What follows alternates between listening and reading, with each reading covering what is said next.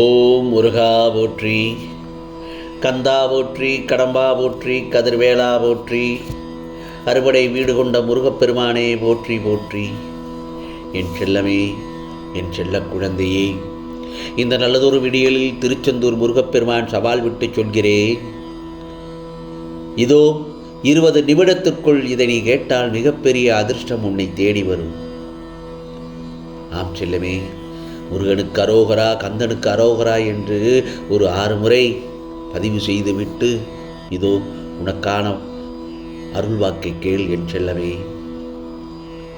வானத்தில் பறக்கின்ற பறவையை பார்த்து நீ அதிசயம் அடைகிறாய் அல்லவா? பறவையோ நடந்து போகும் மனிதனை பார்த்து அதிசயம் அடைகிறது. பறவையோடு பார்வையில் உனக்கான வாழ்க்கை சுதந்திரமானது என்றும் சந்தோஷமானது நிம்மதியானதும் என்று நினைக்கும். அதே போலத்தான் பறவை இறக்கை விரித்து பறக்கும்போது மனிதன் அந்த பறவை போல வாழ வேண்டும் என்று நினைத்து பார்ப்பதும் யதார்த்தம்தானே. அவரவர் வடிவில் இருந்து பார்க்கும்போதுதான் வாழ்க்கையின் கஷ்டங்கள் புரியும். கஷ்டம் என்பது சூழ்நிலைகளை பக்குவம் இல்லாமல் எடுக்கும் முடிவுகளால் தான் திசை மாறுகிறது. ஆனால் எல்லா உயிரும் ஒன்றுதான்.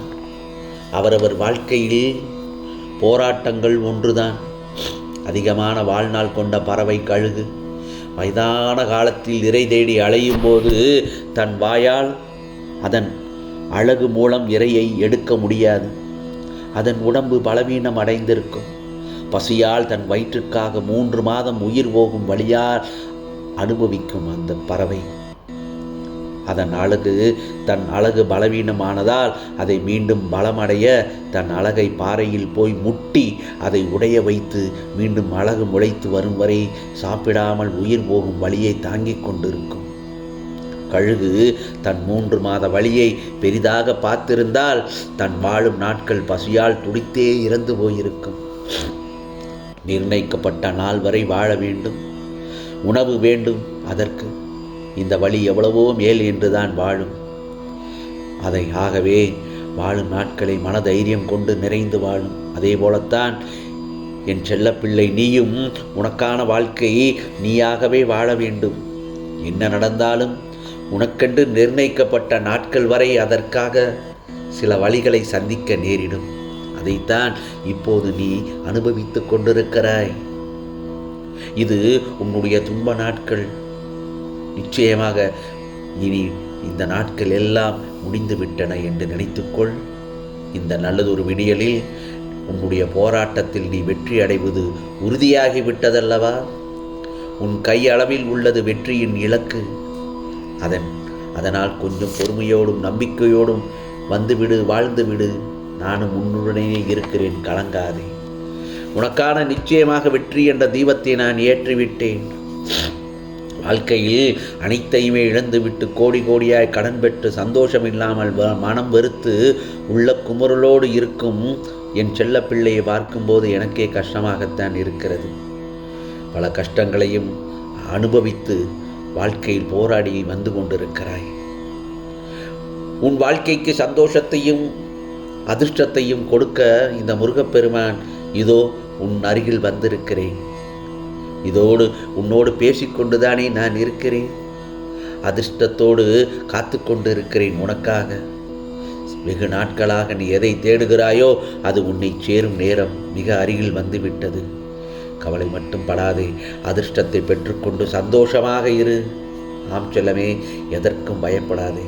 இதோ உன்னுடைய கஷ்டங்கள் அனைத்தையும் போக்கி உனக்கான அந்த நல்லதொரு சந்தோஷத்தை இந்த முருகப்பெருமான் அள்ளி அள்ளி கொடுக்க காத்திருக்கிறேன். வா, வந்து பெற்றுக்கொள்.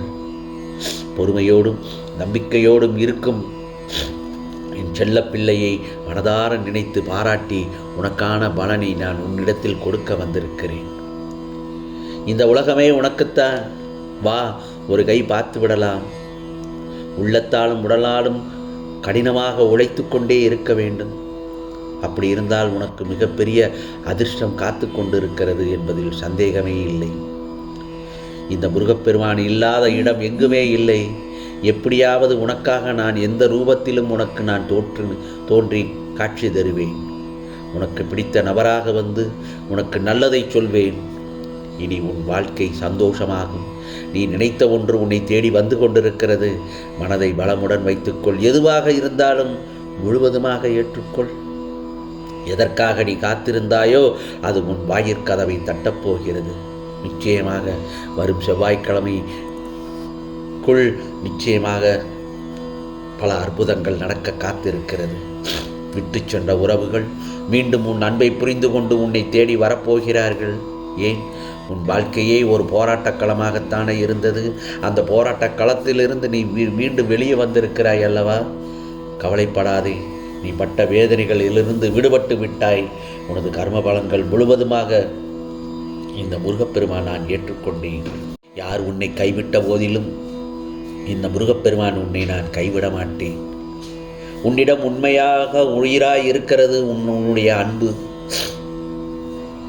நான் ஒன்று உனக்கு சொல்ல ஆசைப்படுகிறேன் என் செல்லமே. இன்றைய வேகமான காலகட்டத்திலே நமக்கு எல்லாமே உடனடியாக கிடைக்க வேண்டும் என்று ஆதங்கத்தில் துடித்து கொண்டிருக்கிறோம். நொடி பொழுதில் எல்லாமே வேகமாக தகவல் கிடைக்க வேண்டும் என்று அவசரப்படுகிறோம். ஆனால் வாழ்க்கையில் நாம் அடையும் உண்மையான வெற்றியும் மகிழ்ச்சியும் உடனே யாருக்குமே கிடைப்பதில்லை. அது பொறுமையால் மட்டுமே சாத்தியமாகிறது. பொறுமை என்பது சும்மா நமது கைகளை கட்டிக்கொண்டு காத்திருப்பது அல்ல. பொறுமை என்பது இலக்கை நோக்கி உழைத்து கொண்டே இருக்க வேண்டும். சரியான நேரத்திற்காக நம்பிக்கை குறையாமல் காத்திருப்பது. புரிகிறதா என் செல்லமே? பொறுமையாக இருந்தால், பொறுமையோடு இருந்தால் நிச்சயமாக இந்த பூமியே எல்லோரும் உன்னை தாங்குவார்கள். யார் உன்னை இகழ்வாத பேசினாலும், எந்த ஒரு தடைகள் வந்தாலும் அந்த இடத்தில் அமைதியாக உனக்குண்டான வேலைகளும் உனக்குண்டான பாதையும் உண்டான இலக்குகளை நோக்கி பொறுமையோடு சென்று கொண்டே இரு. நான் ஒன்று சொல்லட்டுமா? இயற்கையை சற்று உற்று நோக்கிப்பார். ஒரு மாங்கொட்டை மண்ணில் புதைப்பட்டவுடன் மறுநாளே மரமாகி பழம் தருவதில்லை. அது வேரூன்றி முளைவிட்டு மழையையும் வெயிலையும் தாங்கி மரமாக மாற பல ஆண்டுகளாகின்றன. ஒரு பட்டாம்பூச்சி கூட்டை விட்டு வெளியே வர பொறுமையாக காத்திருக்க வேண்டும். அவசரப்பட்டு நாமே அந்த கூட்டை உடைத்தால் பட்டாம்பூச்சியால் பறக்க முடியாமல் இறந்துவிடும். இயற்கையின் ஒவ்வொரு படைப்பிலும் பொறுமையின் மகத்துவம் ஒளிந்திருக்கிறது. ஆனால் மனிதர்களாகிய நாம் தான் விதையை விதைத்த அடுத்த நிமிடமே பழத்தை தேடுகிறோம். வரலாற்றில் வென்ற தலைவர்கள் யாரும் ஒரே நாளில் வெற்றி பெறவில்லை. விண்விளக்கை கண்டுபிடிப்பதற்கு முன் 1000ற்கு மேற்பட்ட முறை தோல்வியடைந்தார் தாமஸ் ஆல்வா எடிசன். நான் தோற்கவில்லை, மின்விளக்கு செய்ய முடியாதா, 1000 வழிகளை கண்டுபிடித்திருக்கிறேன் என்று பொறுமையோடு பதிலளித்தார். அந்த பொறுமைதான் இன்று உலகத்திற்கு வெளிச்சமே தந்தது.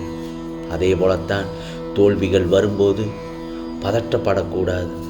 தோல்விகள் வரும்போது பதற்றப்படாமல் இதுவும் கடந்து போகும் என்று பொறுமை காப்பவர்களே வரலாற்றில் இடம் பெறுகிறார்கள். புரிகிறதா? அதே நேரத்தில் கோபமும் அவசரமும் ஆபத்தில் தான் போய் முடியும். கோபமும் அவசரமும் ஆபத்தில் முடியும்.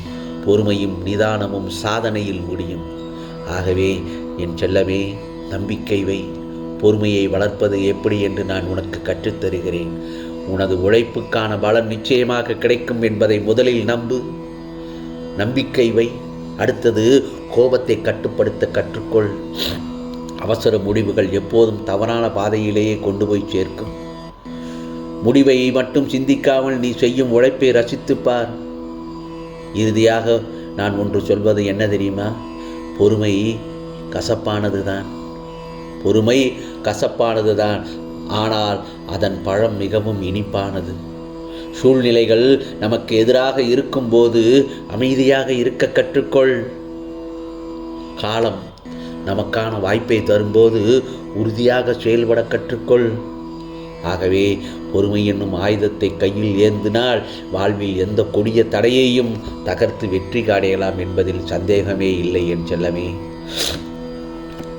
உன் முன்னேற்றத்தை தடுப்பது திறமை குறைவோ அல்லது வாய்ப்புகள் இல்லாமலேயோ அல்ல. சும்மா உட்கார்ந்திருப்பதனால் மட்டும், அதே நேரத்தில் எந்த வேலையும் செய்யாமல் நாளை பார்த்து கொள்ளலாம், இதற்கும் முன்னம் காலம் இருக்கிறது என்று சொல்லி ஒரே இடத்தில் அமர்ந்திருப்பவன்தான் அவனால் எந்த ஒரு காரியத்தையும் அவனுடைய வெற்றியும் இலக்குகளையும் தொடவே முடியாது. இந்த பழக்கத்தை மாற்றிக்கொள். நிச்சயமாக வெற்றிகள் உன்னை தானாக தேடி வரும். உனக்கு வெற்றி கிடைக்கப் போகிறது. ஆம் செல்லமே, உனக்கு வெற்றி கனியை பறிக்கப் போகிறாய். நீ எதற்கெல்லாம் இவ்வளவு நாளாக காத்திருந்தாயோ ஏங்கினாயோ அது நிச்சயமாக இன்று மதிய பொழுதிற்குள் அல்லது இன்று இரவுக்குள் நடக்கப் போகிறது. சந்தோஷமாக மட்டும் இரு, கவலைப்படாதே. உனக்கான நல்லதொரு நேரங்கள் ஆரம்பமாகிவிட்டது. உனக்கு எதிர்பார்க்காத நல்லது நடக்கப் போகிறது. நீயே வியக்கப் போகிறாய். நீ நினைத்ததெல்லாம் இந்த காலத்தில் நடந்துவிடும். அதை பத்திரமாக பார்த்து கொள்ளும் பொறுப்பு மட்டுமே உன்னுடையது. புரிகிறதா என் செல்லவே? ஆகவே நான் ஒன்று சொல்வது என்ன தெரியுமா? சிறுதுளி பெருவெள்ளம். பொறுமையை கடைபிடி. வாழ்க்கையில் நீ எங்கோ சென்று விடலாம்.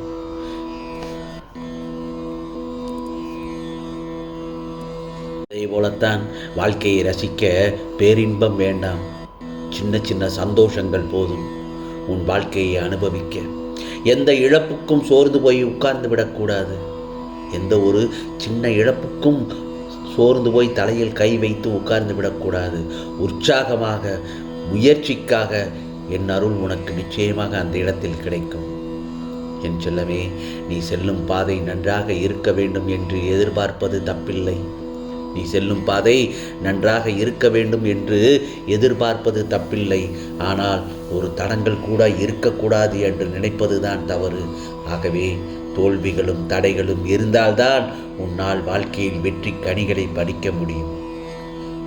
தோல்விகளையும் தடைகளையும் தாண்டி வா. உனக்குண்டான இலக்குகளை நோக்கி முயற்சி செய்து கொண்டே நகர்ந்து சென்று கொண்டே இரு. ஒரே இடத்தில் தங்கிவிடாதே. வாழ்க்கையில் முன்னேறு. நிச்சயமாக உனக்கானதெல்லாம் நல்லது நடக்கும். நல்லது மட்டுமே நடக்கும். அதுவும் நன்மையாகவே இருக்கும்.